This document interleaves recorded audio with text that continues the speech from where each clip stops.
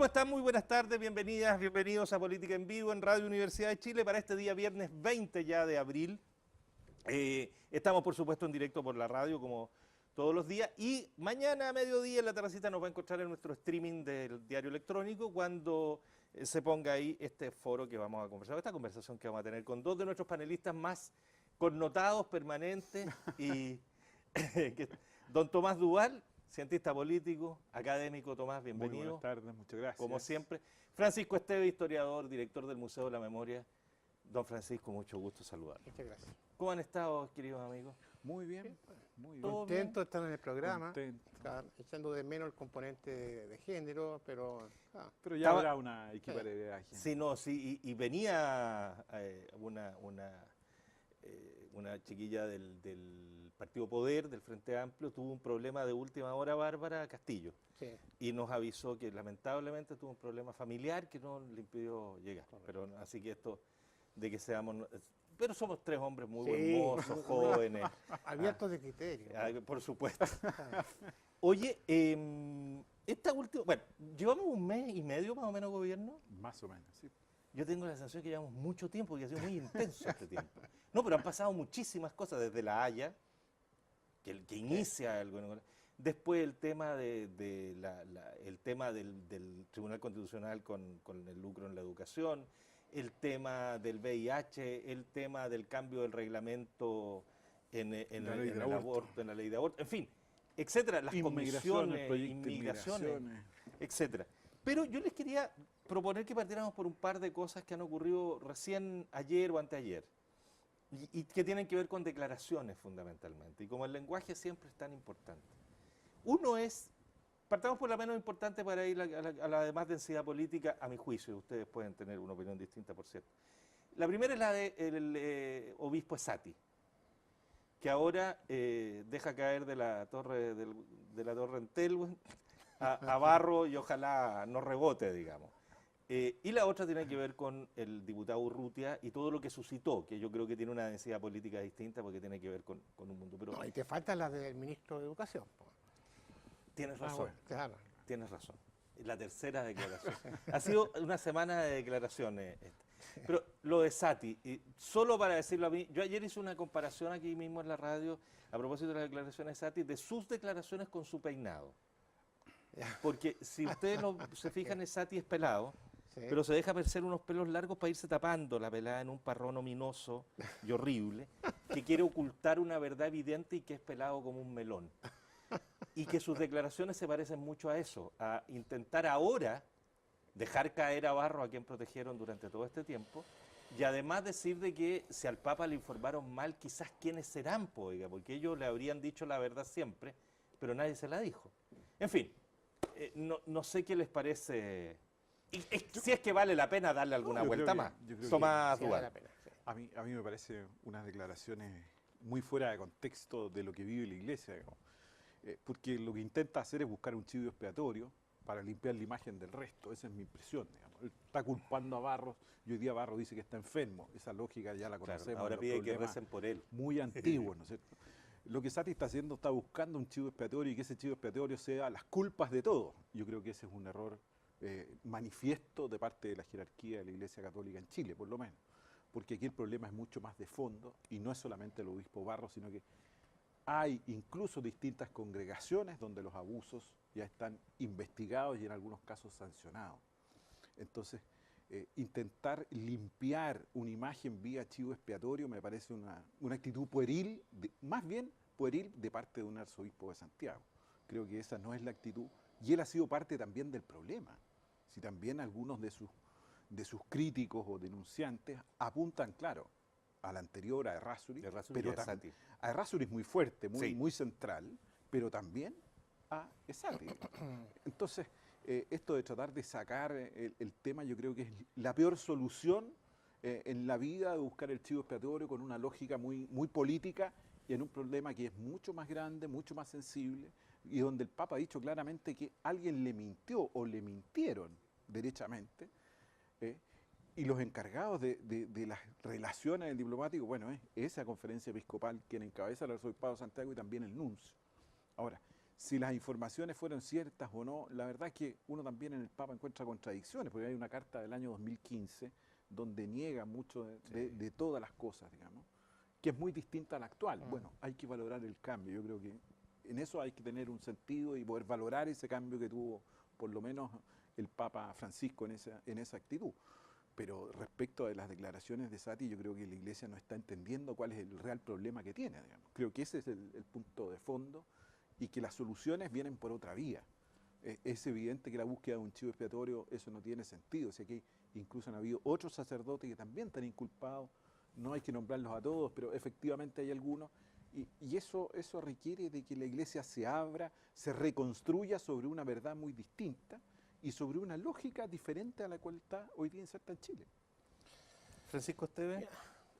Déjame hacer un comentario como historiador. No lo hago casi nunca, pero a mí me parece que es relevante poner este tema en perspectiva. Hay un caso que es del año 1905, que es el primer escándalo así con prensa, publicidad de prensa de la Iglesia Católica en Chile, y que corresponde a lo que eran llamados los hermanos Jacintos, y que era un colegio como los que hay ahora y donde había prácticas como ahora, abusivas respecto de los niños que estaban estudiando en ese colegio.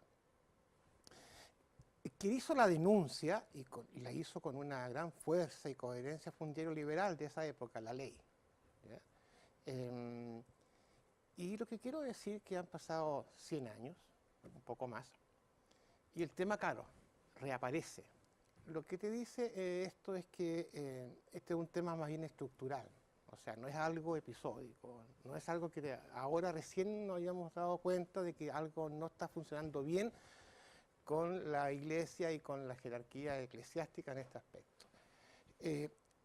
Pero a mí lo que me complica es dos cosas. Uno, la incapacidad que ha tenido durante muchos años la Iglesia de enfrentar esta situación.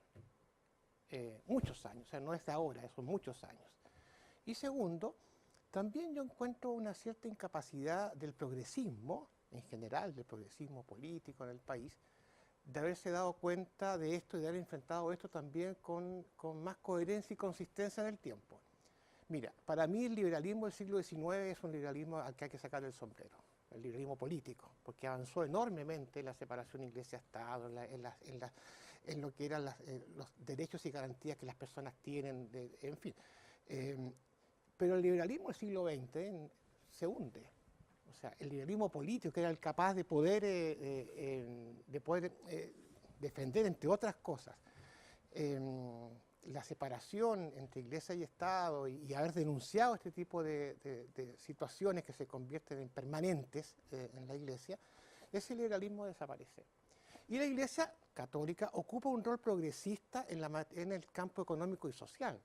En el tiempo del cardenal, Raúl Silva Enrique, la reforma agraria y todo eso, pero en este tema no se produce verdaderamente una autocrítica en el sentido de asumir cuáles son las responsabilidades que el conjunto de la Iglesia tenía. Es el liberalismo político en Chile, que era progresista, hoy día puede que tenga algunos adherentes e impulsores, pero en la práctica, si uno mira todo el siglo XX y comienzo del siglo XXI, eso está ausente. Entonces creo que hay una responsabilidad también más colectiva de nuestra sociedad, de no ser capaces de ir a la profundidad de estos fenómenos. Y por supuesto yo me suscribo a lo que aquí se dice en esta mesa y lo que tú has dicho, Felipe, respecto a las responsabilidades individuales, en este caso del obispo Sati, ¿no es cierto? Pero a mí me preocupa de que aquí es un tema más de fondo, donde ha habido grandes dificultades, incluso del progresismo, de poder enfrentar cuál es la implicancia que esto tiene en las relaciones de convivencia social. Pero fíjate, y en eso, y Tomás, Pancho, el otro día conversábamos en algunos de los programas y fuera de los programas también lo siguiente. Estamos completamente de acuerdo. Yo estudié en colegio católico de curas y estas cuestiones ocultamente ocurrían, por cierto, hace, no sé, 40 y tantos años, sí, y más. Claro. Por lo tanto, en la medida que uno va, es una constante que de repente explota. Lo que pasa es que nadie podía imaginarse que lo que te hacía un curita era malo, po. Y hay un tema que nos ha tocado, que son las adopciones, que también hay un tema Bueno, hay un cura- hilo ahí. Curé mi colegio, Sí. cura Joanón era de mi colegio. Y es una cosa, bueno, esa es una historia de una sordidez. Y hay elementos que recién estamos conociendo. ¿no? Exactamente. No sabemos. Algún día se podrá hablar de eso. Pero fíjate que a propósito de lo que tú decías, Pancho, y tú, Tomás, también hay un tema de la sociedad y la iglesia. Porque un tema es la iglesia católica y los católicos, que tendrán que ver cómo ellos reconstruyen sus confianzas y su cuento. Pero hay otro tema de que por qué nuestra sociedad laica tiene que ofrecerle privilegios impositivos de organización, incluso legales, así como nos parece aberrante, por lo menos a mí, de que hay una ley marcial y una corte marcial. Me parece absolutamente aberrante que haya cosas que se rijan por derecho canónico y no por el derecho civil. Estos señores cometieron delito a la justicia civil, no a otra. El encubrimiento que produce la iglesia, o sea, la iglesia ha dañado, la iglesia católica en particular, ha agredido a la sociedad chilena en sus niños y en adultos también durante mucho tiempo, y lo ha ocultado y lo ha protegido. Y la sociedad le sigue dando privilegios. ¿Es razonable eso?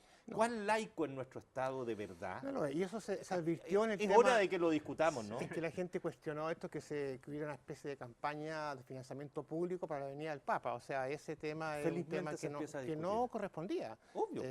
Y sí, yo creo que sí, que hay una responsabilidad más colectiva, más cultural. Y yo insisto que aquí ha faltado, en el mejor sentido del término, no el neoliberalismo, que eso tenemos de sobra. Sí, claro. Ha faltado el liberalismo Sí, señor. político. Oye, Tomás, y un Pero solo punto no, pero es que en eso para tiene cerrar razón. nomás. Yo creo que ahí hay un tema no menor. Mi impresión es que la Iglesia Católica en el siglo XX más bien se fue en una parte con las élites y perdió el contacto verdadero que tenía con la ciudadanía, con las personas muy directamente. Y eso en algo explica el surgimiento de numerosas otras iglesias. Sí, claro. Hoy día la iglesia evangélica tiene un crecimiento muy importante en ciertas zonas del país, donde incluso es más que la iglesia católica. Entonces, eso refleja también una crisis institucional propia de la iglesia católica, que nos ha dado cuenta desde otra perspectiva su desarraigamiento, y en esto a lo mejor uno puede explicar por qué se ha agrupado la Iglesia Católica tanto con el Estado, tratando de ahí salvar o ser la conductora de ciertos procesos, digamos, y no este Estado laico que se suponía que la Constitución del 25 en adelante iba a implantar. Entonces creo que ahí hay un tema también que es complejo de observar cómo esa evolución de la Iglesia Católica también se perdió directamente.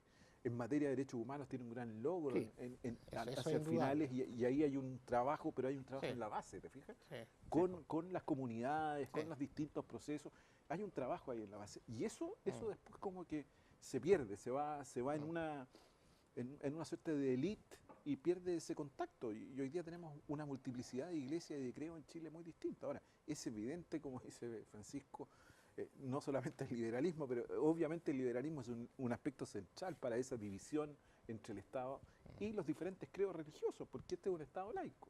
Ese es lo fundamental. La pregunta es si es un Estado laico o simplemente un Estado, como lo define muy bien Agustín Esquella. Yo le digo, hay una serie de columnas de Agustín donde toca este tema, donde dice es un Estado neutral respecto a la religión, pero laico, No lo es. muy es lejos. una buena distinción. Oye, una sola Es cosa una que... distinción muy fina, pero es correcta. No, digamos. su única, sí, Ajá. no que Agustín, su gran tema es Wander, pero aparte de tener... Y la hípica. que la Y la hípica. hípica, Aparte ¿no? tiene La estos hípica. escritos también. Y algunas cosas de filosofía, algunas cosas de derecho, algo de Bobbio, algo sabe. Algo. Entonces, aparte de Wander, que además está en segunda. Entonces, oye, hay una cosa en la que yo, de alguna manera, que es una cuestión puntual en la que yo discrepo en algo que dice Tomás. Aunque no es muy aguerrida la defensa que haces del Papa, pero yo creo que yo no esculparía en nada a Bergoglio, fíjate. Yo tengo la sensación de que la carta de Bergoglio es muy demagógica, de que ante la imposibilidad absoluta de ya seguir amparando una cuestión que se le cae por todos lados, no le queda más que reaccionar. Porque venir a darse cuenta que le mintieron ahora, después del historial que hay de la Iglesia Católica, después de todos los testimonios que tiene, no. Yo creo que lo de Bergoglio... o sea, te No, creo está si bien, fuera sí, yo polaco, entiendo, pero es argentino. Conoce Latinoamérica mejor que cualquiera de nosotros. Yo le estoy dando una oportunidad, a ver si realmente cambió y su visión es la que tiene que hacer. O sea, vamos a ver si va a hacer algo, porque a lo mejor no hace. Y ¿Es que no echar hace- a 4 obispos cambia algo? No, pero es que obviamente sé que hay 8 que se van por edades, Pues pero, te digo, pero hay que hacer un cambio mucho más profundo. estamos de Si acuerdo. hace eso o da señales de ese cambio, a mí me parece que bien. cumpliría su objetivo, porque alguien puede equivocarse y también tratar de reivindicarse, digamos, en el tiempo. No, Puede por lo menos Sí, equivocarse yo y estoy de tratar acuerdo, está diciendo que no es reivindicarse. infalible en este Ah. aspecto, por lo menos. Sí, Religiosamente, él mismo lo ha dicho, porque dijo, cambió de una opinión a otra. Ahora, digamos, pero ¿ah? cuando dicta encíclica sí que Aquí- es infalible. ahí es La infalible, infalibilidad ¿ya? se fue un poquito al... Sí, claro. Bueno, pero salgámonos de ahí si les parece, a Por menos que supuesto. quisieran No, no, agregar está algo. Y les propongo ir por la segunda declaración, menos profunda para mi gusto, pero que más profunda que esta, que es la de Varela, para dejarnos a Urrutia como para un análisis Sí, político eso más es muy fuerte. importante, claro. Pero lo de Varela no deja de ser también importante, no solo lo impropio, ¿no? Y lo absurdo, sino que por las consecuencias que está teniendo para el gobierno. Yo creo que el gobierno se instala en este mes y medio con fuerza, con claridad para mi gusto, con objetivos que son bastante sólidos. Controla la agenda completamente.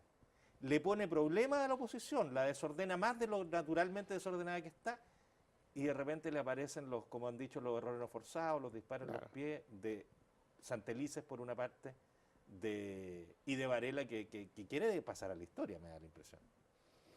Tomás Duval. Yo concuerdo con tu planteamiento. Yo creo que en materia de educación el anuncio que hizo el gobierno marcaba una agenda, digamos, el anuncio en cuanto a darle gratuidad a los institutos técnicos, a los CFT y a los institutos profesionales, mejor dicho, ese es lo correcto, digamos, y aumentar al 70. Yo creo que esa era la agenda.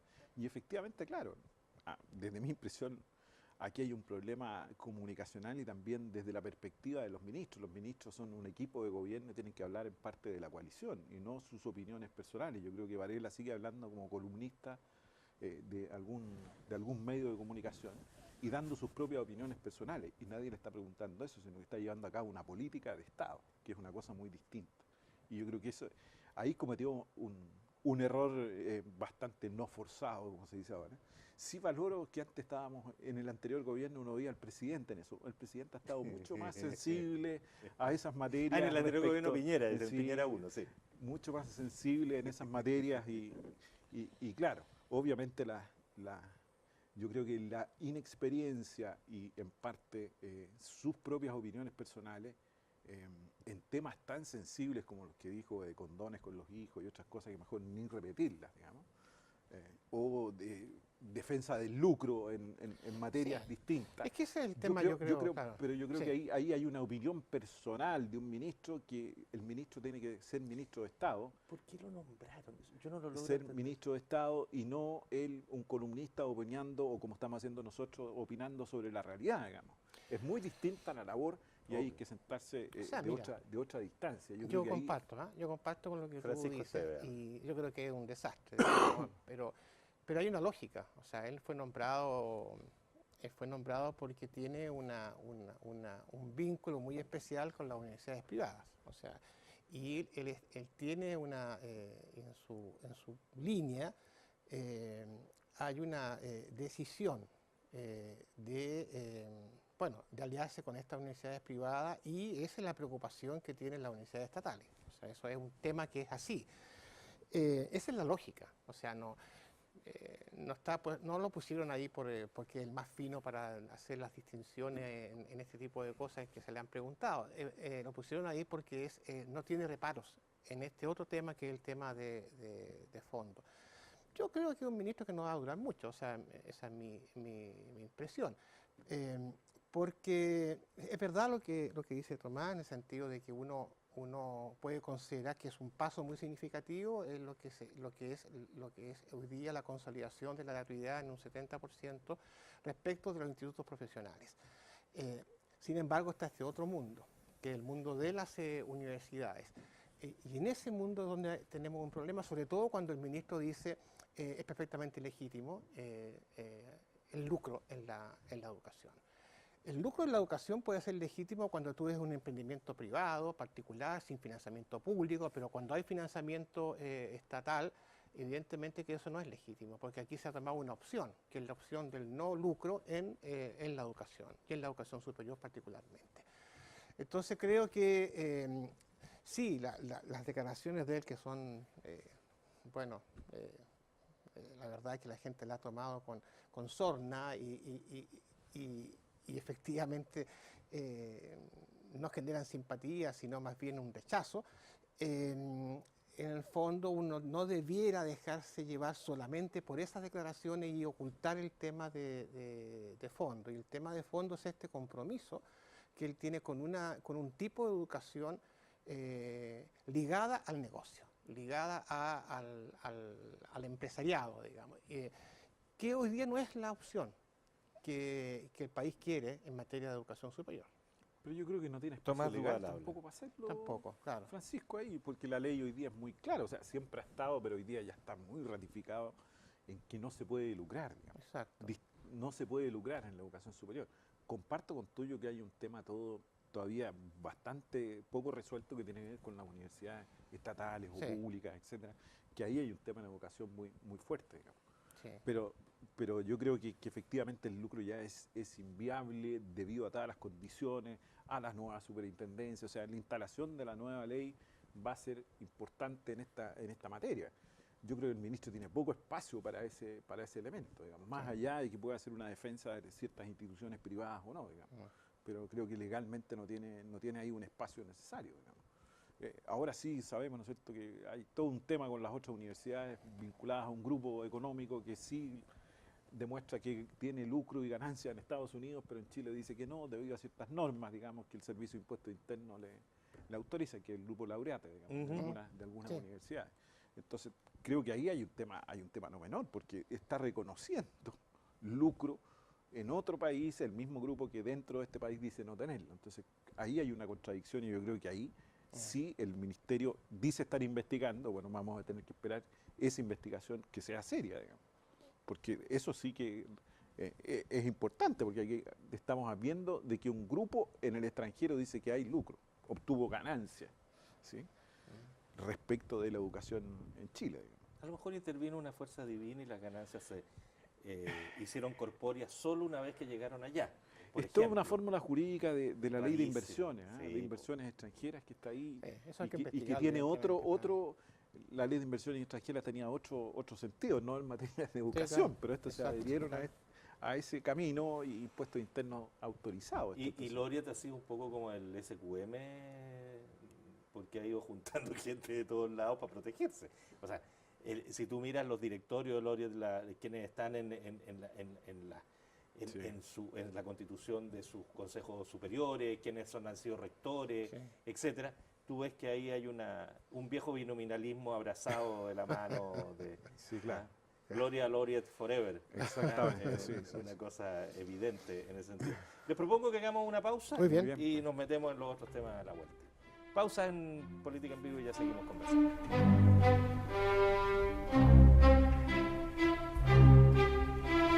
Estamos de vuelta ya en Política en Vivo, conversando con el Tomás Caribe. Duval y Claro, con el Caribe. Francisco Esteves. Como les decía, estamos en directo por la radio y mañana ya vamos a estar en la tardecita, nos va a encontrar en el streaming de nuestro diario electrónico. Nos estábamos riendo un poquitito tenemos que Sí, por mencionarlo supuesto. inevitablemente, el tema del embajador Piñera ahora, del nombramiento de Pablo Piñera, hermano del presidente de la República en la embajada de Argentina. Pablo Piñera tiene paso por la Cancillería, digámoslo, para equilibrar todas las cosas. Él trabajó en el área económica de la Cancillería y tiene vínculo en ese terreno y ha estado en muchos cargos públicos. Pero es hermano del presidente, eso es inevitable y no se ve bien, ¿no? No.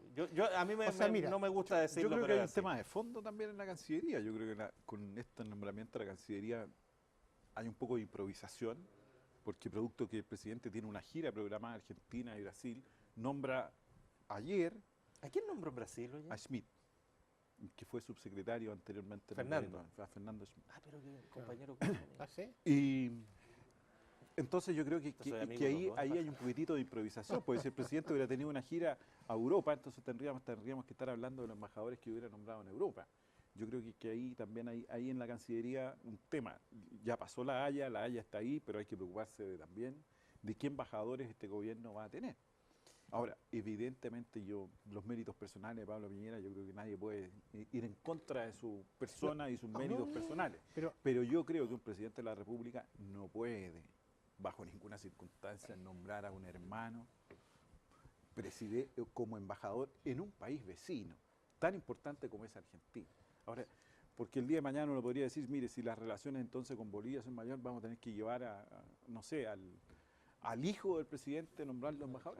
Creo que esas cosas no son buenas. Hay un tema de transparencia. Hay un tema de transparencia, no son buenas para la política, ni ahora, ni para este gobierno, ni para el resto. Claro. Es evidente que todos los presidentes han hecho estas causas de nepotismo, pero yo creo que hay un minuto en que las cosas tienen que ir En este cambiando. caso la frontera es muy clara a Francisco propósito del Estevez. límite, porque si es de nombramiento directo de la autoridad, no corresponde. No debe ser permitido. El nombramiento directo de la autoridad, sea presidente de la República o cualquier otra autoridad, ministro, en fin. Y en este caso el embajador es el embajador del presidente. O sea, no es un puesto correspondiente a un área marginal del Estado, es un nombrado por el presidente de la República y lo representa, finalmente. Y en una embajada muy importante. Y una embajada muy importante. Y eso, evidentemente, que no es bueno, no es correcto y, desde luego, debilita la propia trayectoria de Pablo Piñera. ¿Sí? Ha tenido una buena trayectoria en términos personales, profesionales. Entonces, yo creo que es un error para él también haber aceptado esa responsabilidad. Y lo que estábamos riendo antes que empezara la grabación del programa es que ahora ¿en qué embajadas hay del negro Piñera? O sea, eso ya No, más bien a qué embajada va a mandar a Pepe Piñera. ¿Ah? Esa sería más... Claro. Bueno, pero fuera de broma, está bien. Pero Vamos. quizá hay un tema de fondo también. Tomás Duval. Antes los embajadores tenían que pasar por el Parlamento, por el Congreso. Ahora ya no. Sí. Yo creo que también sería una buena señal a lo mejor pasar por el Senado, ya que el Senado tiene influencia en muchas O decisiones. profesionalizar definitivamente. Se dio una ley, está en parte la nueva ley de la Cancillería, pero yo creo que también están los dos elementos ahí. Pero hay una aislados. cosa de criterio aquí. No, en este caso hay. Aquí no hubo y la criterio. crítica es absoluta y total, digamos. No se ve bien, Otro error no forzado. parece bien. Y este fue un error del presidente. Sí. Eso es Sí. lo que más a mí me duele en lo personal, digamos. Este fue un error del presidente. Antes de la pausa estábamos hablando de los errores de sus principales asesores, que eran los ministros. Este es un error no forzado. Y iba bien, en ese sentido, el presidente Piñera estaba actuando con un criterio político mucho más fino que el que le conocimos en su primera versión, eso sin duda. El gobierno está con un criterio político en general mucho más fino y se le escapan estas cosas, mucho más fino desde la perspectiva de sus propios Por objetivos. lo menos sí, mucho más fino que la oposición. ¿De quién? Que la oposición Eso Ese es otro tema ya. es otro tema. Sí. ese es un deseo. ¿Cuál ¿Qué es? oposición? ¿De ¿Qué qué es la oposición? ¿Qué es la oposición? ¿Cuba? Dice, ¿qué es? ¿Qué es la oposición? Claro. Efectivamente. ¿Qué es? Pero Ah. antes de ir a lo de Urrutia, para dejarlo, fíjate que la encuesta, a propósito de criterio, la encuesta Criteria, está conectado con lo de Urrutia, lo que les quiero simplemente dar te están acusando de hacer propaganda Sí, excesiva. disculpa. Está bien que tengas un convenio, pero no lo hagas tan evidente. Tan explícito, tan explícito. Claro. Firmado en Miami, además. Claro. Le dan 6 latas de bebida semanal. Es un tremendo convenio. Sí. Oye, la encuesta Criteria, que creo que es una de las encuestas menos vapuleadas, puso la proyección, primero la aprobación y rechazo del gobierno, 54% le da al presidente Piñera y 30 y tantos de rechazo y otros que no saben a contestar. Pero después preguntó, los políticos con más perspectiva, aparece Beatriz Sánchez, en primer lugar con casi 20%, Kast con un 10%, luego Sandón con un 5%, Kast el otro con un poquito menos, o sea, muy disminuido, y del mundo, entre medio Boris Jackson, pero, perdón, todo se concentra en Sánchez, y del mundo de la nueva mayoría o de la ex nueva mayoría, nada. Pero hay otra pregunta que hacen después que a mí me pareció más relevante, y es que le pregunta con qué sector político usted se identifica. Frente Amplio, 20%. De nuevo, con el mundo de Kast, 10%. Con Chile Vamos, era un 20%, si no me equivoco. Con la nueva mayoría, 7%. Y 43% que con ninguno. Entonces tú tienes una oposición radicada fundamentalmente en el Frente Amplio, según esto, pero tienes primero la disolución de ese mundo de la nueva mayoría en este momento, todo esto son fotos de un momento, y tienes por otro lado, y esto les propongo conectarlo con los Urrutia, un 10% consistente en un mundo ultraderechista que se despliega con mucho más virulencia en Kast, y para qué decir con lo que hace Urrutia ayer, con mucho más virulencia que en la propia campaña presidencial. Y que en lugar de generar más rechazo, va, concita, crecer en adhesión en ese sentido. A mí me parece que es un fenómeno político que es para mirarlo con preocupación. Déjame antes, en esta oportunidad, hablar primero que Tomás. Francisco Esteves, por cierto, habla. Mira, estuvo en el Museo Chantal Mouffe hace 2 días atrás, ¿ya?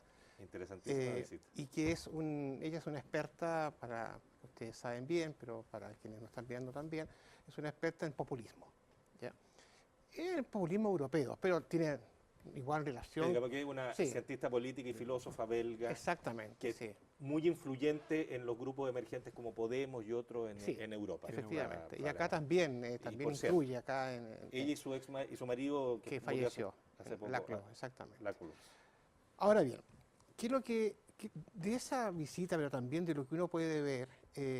Yo creo que en Chile el fenómeno del populismo es un fenómeno que tenemos que considerarlo con mucha seriedad. Está el populismo de derecha, que es un populismo de ultraderecha, y ese populismo de ultraderecha está identificado hoy día con Kast, como un populismo más autoritario, o bastante autoritario, y un populismo más social sería Osandón. Pero en el mundo de la derecha, ese populismo está ahí como una alternativa. En el mundo de la izquierda es muy probable que se abra un espacio también para el populismo de izquierda en este país. Porque hoy día, evidentemente, que la identificación con la izquierda estructurada en torno a partidos, como tú señalas bien, es muy baja. Y entonces queda un espacio, y ese espacio está la posibilidad de que sea ocupado por alternativas populistas de izquierda. Yo no soy cercano al populismo y no me interesa eso como corriente política, pero quiero dejarlo como anotado como un tema de lo que está pasando con la estructura país en materia de los fenómenos políticos. Creo que ahí hay una crisis, ¿por qué emerge el populismo? Cuando hay una crisis de opciones, en el caso de la izquierda, de opciones democráticas, participativas, sociales, sustantivas, que estén institucionalizadas en torno a lo que es una posición de principios y en torno a un programa político fundado en democracia, derechos humanos y participación ciudadana. Cuando eso no ocurre, el populismo queda abierto como una puerta desde el lado de la izquierda, y también el populismo más peligroso, que el populismo que yo estoy señalando, el populismo más autoritario. Ese populismo hoy día está de alguna manera presente en el conglomerado político que apoya al gobierno actual. O sea, no se ha producido el quiebre entre Piñera, que puede que ese quiebre se produzca, pero no se ha producido el quiebre entre Piñera, actual presidente, y lo que representa Kast en términos políticos. Yo espero que ese quiebre se produzca, porque estimo de que lo que representa el planteamiento de Piñera es un planteamiento de derecha, en fin, pero no es el populismo que expresa autoritario de derecha que expresa Kast. Y esa diferenciación tiene que, a mi juicio, generarse. Y en el momento electoral esa frontera fue muy borrosa, pero hoy día aparece que es a propósito de lo que hemos estado ya anunciando que vamos a conversar, que son estas declaraciones o comentarios de Urrutia, del diputado de la UDI, en el Parlamento, donde hace esta afirmación ignominiosa que generó indignación, muy transversal la indignación, diciendo que las víctimas de violaciones a los derechos humanos en Chile habían sido terroristas. Terroristas con aguinaldo. Ahora con aguinaldo, exactamente. Sin embargo... está siendo muy caballero tú con el diputado Urrutia. Yo creo que... para dirigir el Museo de la Memoria. Yo creo que las declaraciones de Urrutia van en una línea brutal de negacionismo, y a mí me parece muy bien que incluso desde la propia derecha y del mismo gobierno haya habido una reacción contraria. O sea, la reacción que tuvo la subsecretaria de Derechos Humanos del Ministerio de Justicia y del propio ministro, me pareció que es lo que correspondía. Decir que era inaceptable las declaraciones de Urrutia. Creo que ahí está el tema de lo que aquí también tiene mucho que ver con el fenómeno de lo que pasa en Estados Unidos con Trump. De repente gente de ultraderecha y fascista, que tiene comentarios muy internos y en el grupo hoy día se atreven a hacerlo público. Y eso es un tema sobre el cual uno tiene que estar permanentemente alerta. Pero a mí lo que me preocupa como derivada de eso es lo siguiente. Cuando tú calificas como terroristas todos los actos que son actos que uno puede cuestionar desde el punto de vista de la metodología y de la forma, estoy hablando de la Araucanía, pero tú calificas de terroristas livianamente esos actos y luego dices antes, por intermedio de este diputado, de que a los terroristas sí se les puede matar, sí se les puede torturar, sí se les puede ejecutar, sí se los puede hacer desaparecer, sí se los puede hacer exiliar porque son terroristas. Entonces tú te quedas en un camino muy enredado, en un camino que creo que no le hace bien a nadie. Aquí, en términos de teoría política, la única dictadura, o sea, el único terrorismo fue terrorismo de Estado, fue el que expresó la dictadura de Pinochet durante los años del 73 al 90. Pero creo que hay que tener mucho cuidado con hacer primero este tipo de calificaciones, que son calificaciones absurdas, que no son sostenibles. Me parece bien cuál ha sido la actitud del gobierno en esta materia y creo que hay que tener mucho cuidado, y es un tema para el gobierno, de que una calificación de terrorista como la que se está haciendo en el tema de la Araucanía es muy peligrosa para nuestro país y para nuestra convivencia. Te paso al tiro la palabra, Tomás, es solo para agregar el antecedente, que no se nos pierda, de que hubo un rechazo casi completo a las declaraciones de Urrutia. Solo Kast las apoyó públicamente, y no hay que olvidar, por eso el nexo que yo te decía al principio Sí, claro. con eso, diciendo que el diputado Urrutia decía una gran verdad y que debería terminarse con los que siguen lucrando con los derechos humanos. Entonces hay una conexión ahí, y hay unos tuiteros ultraderechistas también vinculados a Kast que han amenazado con irse a la oposición de verdad a propósito de las declaraciones del ministro Larraín.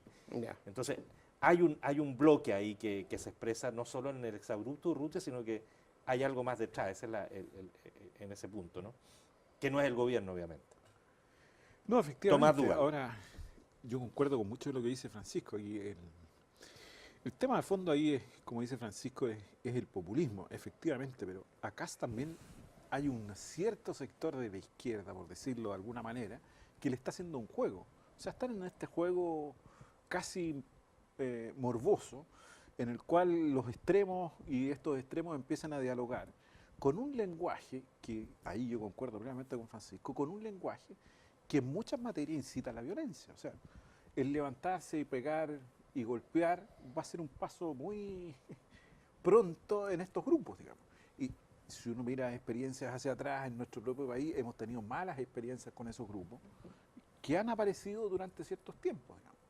Y hoy día uno puede apreciar que CAS hace una actividad política, pero tiene una respuesta en ciertos sectores. Yo no logro todavía identificar bien en qué sector, menciono la izquierda, de extrema izquierda, como que se quiera llamar, o como dice Francisco, un populismo también de izquierda que puede existir, y que de alguna manera le hacen un juego. Y ahí hay un elemento también complejo, porque se potencian y hoy día rebotan muy fuerte estos componentes.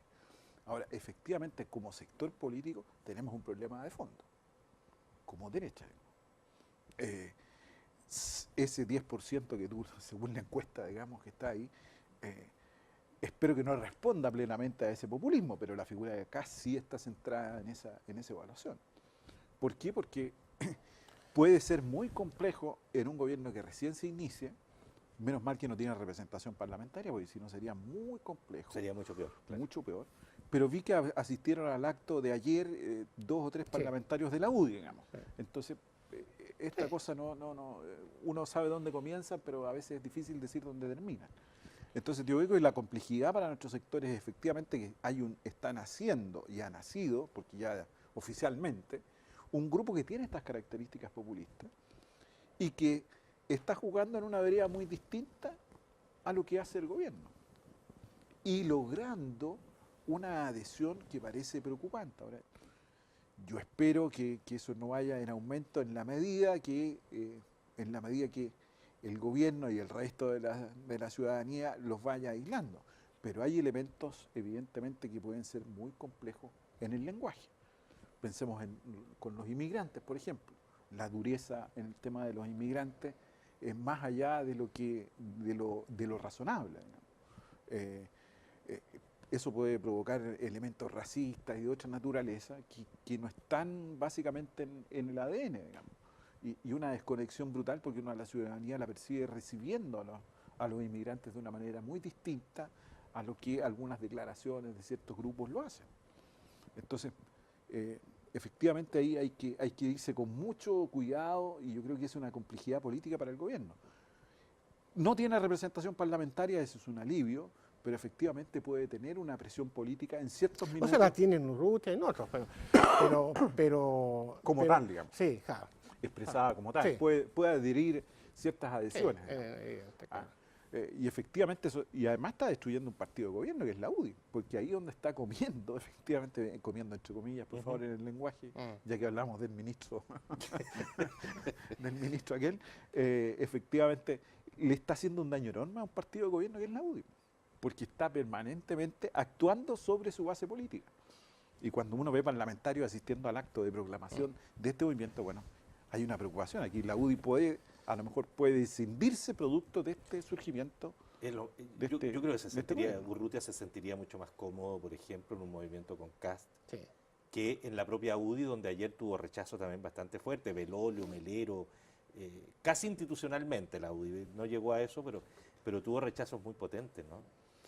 Tomás, y la vertiente de lo del terrorismo en la Araucanía, a mí ese es un tema que me parece que es el tema del terrorismo como un elemento que está tan presente en la mesa hoy día y casi como una prueba de la ANCUR. ¿Usted cree que es terrorismo o no es terrorismo como una definición no técnico-jurídica, sino que más bien de adhesión política? Es una cosa que puede ser muy riesgoso, da la impresión.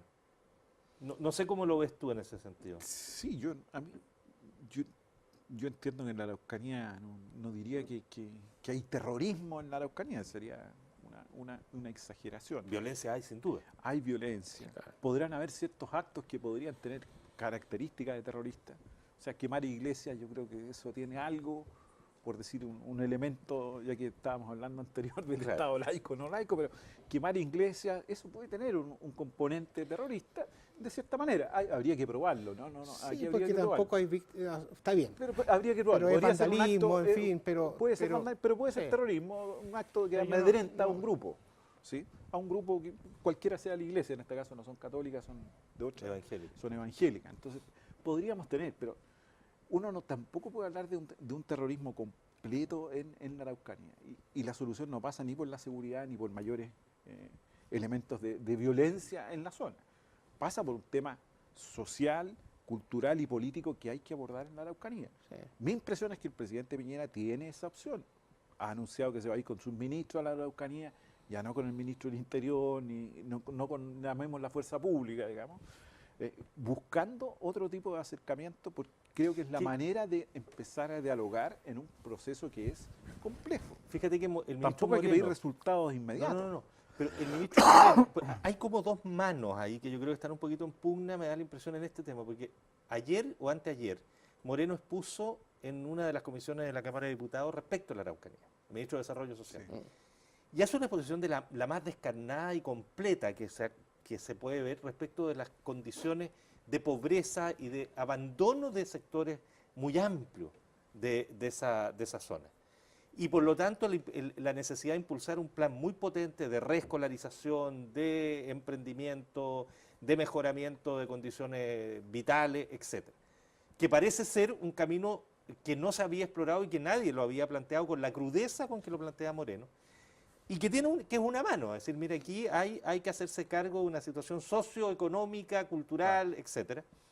Y por otro lado está esta tendencia de Mayol, que viene con los camioneros y que empieza a hablar de que, bueno, ¿y cuándo más? Y que mandemos más carabineros porque el terrorismo, y que de alguna manera Chadwick lo dice, terrorismo. Hay una frase de Mayol que a mí me pareció la más compleja, de Luis Mayol, del intendente, cuando dice, por la quema de camiones. Dice, esto es terrorismo aquí y en la quebrada del Ají. Y esa definición tan categórica es una cuestión que es muy dudosa, la de los camiones muchas veces. Terrorismo no es a mi juicio, pero en fin. Y la autoría, pues, tú mismo lo decías hace unos programas, o sea, porque habían unos panfletos de la CAM, pero después de la Operación Huracán da lo mismo, Claro, que haya panfletos o grabaciones. No indica nada, no indica nada. Pero Entonces, fíjate, esa sí. definición tan categórica a mí me parece preocupante en estas como dos manos que Sí, se mira, yo empiezan a expresar. comparto lo que tú dices. Ojalá la visión que hubiese en el gobierno sea la de Tomás, pero efectivamente ahí hay un componente represivo, duro, que ha equivocado el diagnóstico de lo que pasa en la Araucanía. A partir de esta definición, así sin distinción alguna, de que el problema es un problema terrorista. Y yo hacía el vínculo, aunque uno puede decir que es un poco forzado, cuando políticamente alguien de la derecha, un diputado, hace, ¿no es cierto?, el tema de decir, estos no son personas que hayan sido víctimas de los derechos, sino que eran terroristas. Entonces, cuando tú cruzas ese límite, en el sentido que el terrorismo permite cualquier cosa, la acusación de terrorismo, entonces uno dice, cuidado con lo que está pasando en la Araucanía, porque esto puede ir en ese camino. Ojalá que no vaya en ese camino, pero puede ir en ese camino. Entonces, y hay que ser muy claro, o sea, yo no justifico ni apruebo los incendios de camiones, pero no es terrorismo. No me gusta que incendien la iglesia, pero uno no puede calificar ese acto como un acto terrorista. Son actos de violencia política o actos de violencia religiosa. O actos de violencia económica para cobrar seguro. Sí, también puede ser, pero la calificación de terrorista es una calificación que tiene otras implicancias y que son muy distintas. Entonces creo que sobre esto ojalá que predomine una línea más bien política y cuerda como la que expresa Tomás. Ahora es evidente que el gobierno Tomás. tiene un problema Son todos porque tiene tuyos. las dos manos en el tema, digamos. El presidente Piñera obtuvo una amplia votación en la Araucanía y la alta votación justamente en aquellas comunas donde más ataques incendiarios, quemas de camiones tuvo sobre el 60-70%. O sea, también por eso digo que tiene el gobierno las dos manos. Ojalá ese equilibrio pueda llegar a la solución de un problema que no va a solucionarse en estos 4 años. Esto, si se instalan las bases, puede ser un avance importante. Esa es mi impresión. No, amigo. Sí, decir que el museo está en este año, en el año de la memoria de los pueblos indígenas, que ha sido muy interesante, y que se hace cargo de la inmensa y rica diversidad, de lo que es el gran aporte de los pueblos indígenas en nuestro país. Y eso como sociedad todavía estamos en deuda, o sea, como sociedad en su conjunto. Quiero darle un dato antes de que nos vayamos, oye, que en la Semana de la Crítica en Cannes está seleccionado un cortometraje de un cineasta chileno, Felipe Gálvez. El cortometraje se llama Rapaz. Es el único cortometraje latinoamericano seleccionado a esta muestra. Y yo he visto algunos fragmentos, es sobre las presuntas detenciones ciudadanas. Ya. Y una mirada, está hecho como si fuera hecho con celulares, es muy bien armado, hay actores, en fin, esto, y te muestra esa violencia que está ahí latente contra el delincuente, en fin.